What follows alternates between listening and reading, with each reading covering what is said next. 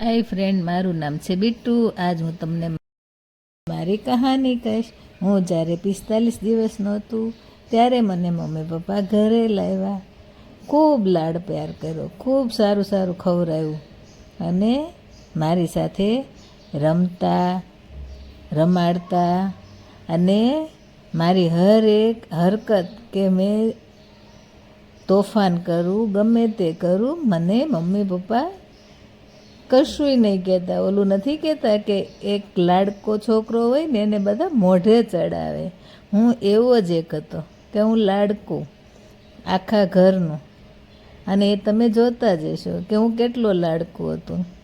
જો હું પપ્પા સાથે રમતા રમતા ગમે ત્યાં મૂતી જાઉં, પપ્પા મને કહે કેમ, અને રમકડા તો એક મૂકીને એક. જોયા ને મારા રમકડા બધા? હે, જો હવે આવ્યો છે પપ્પાના ટી શર્ટનો વારો. હવે ટી શર્ટને કાણા પાડવાના છે. જ્યાં બેસે મમ્મી ને પપ્પા ત્યાં જ આપણું રમકડું અને ત્યાં જ આપણું